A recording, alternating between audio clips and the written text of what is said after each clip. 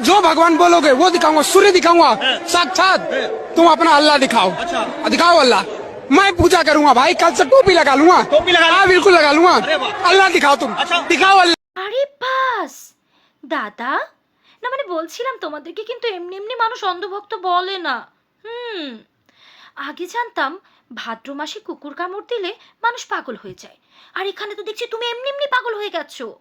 আমাদের আল্লাহকে দেখার এত শখ তোমার যে তাকে দেখলেই তুমি টুপি পরে ফেলবে, হ্যাঁ, ইসলাম গ্রহণ করে ফেলবে। দরকার নেই ভাই, তোমার মতো ওইরকম দুই একটা আমাদের ধর্মে না আসলে আমাদের কিছু যাবে আসবে না। এমনিও সংখ্যায় আমরা তোমাদের থেকে অনেক বেশি, 200 কোটি। আর যেখানে তোমরা 120 কোটিতেই আটকে আছো, আর ওই যে ভারতবর্ষ থেকে তো বাইরেও যেতে পারছো না। আর আমাদের ইসলাম ধর্ম তো পুরো পৃথিবী জুড়ে, পুরো পৃথিবী দাপিয়ে বেড়াচ্ছে, বুঝতে পেরেছো? এখন আসি ওই যে তুমি যে বললে তোমাদের দেবদেবীকে নাকি দেখাবে, হ্যাঁ, তাদেরকে নাকি দেখানো যায়, হ্যাঁ, আমাদের আল্লাহকে নাকি দেখা যায় না, এই জন্য তাকে বিশ্বাস করে কি লাভ, না?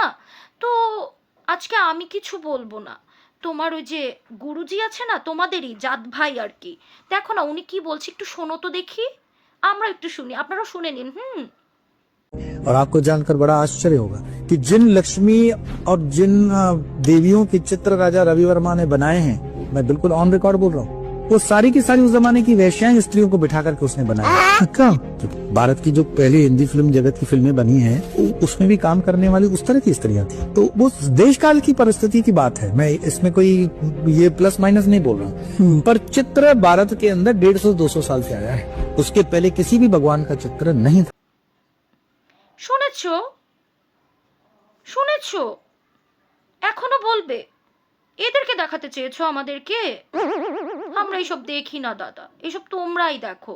তোমরা ওই মাছ, গাছ, সাপ, ব্যাং, সূর্য, চাঁদ, যা মন চায় তার পূজা করো, আমাদের কোনো সমস্যা নেই। আমরা শুধু ক্রিয়েটরকেই বিশ্বাস করি এবং ক্রিয়েটরেরই প্রার্থনা করি, ক্রিয়েশনের না, ঠিক আছে?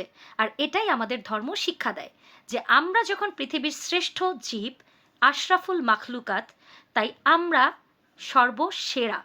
হ্যাঁ, তো আমরা সর্বসেরা হয়ে ওই মাছ, গাছ, চাঁদ, সূর্য, তারাকে পুজো করার কোনো দরকার নেই।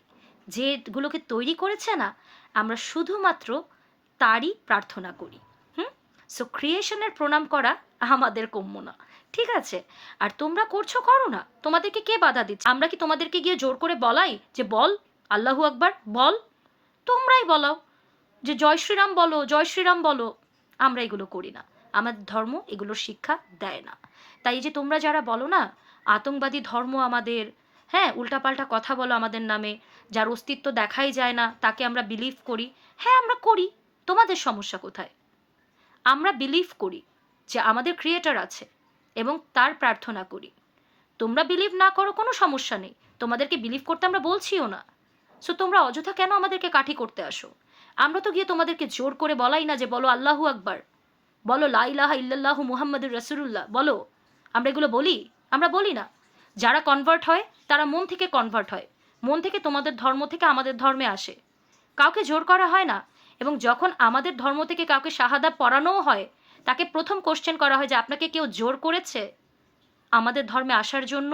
তো তাহলে তোমরা বুঝতেই পারছো যে আমাদের ধর্মটা আমরা কিভাবে পালন করি। তাই অযথা আমাদেরকে কাঠি করতে এসো না।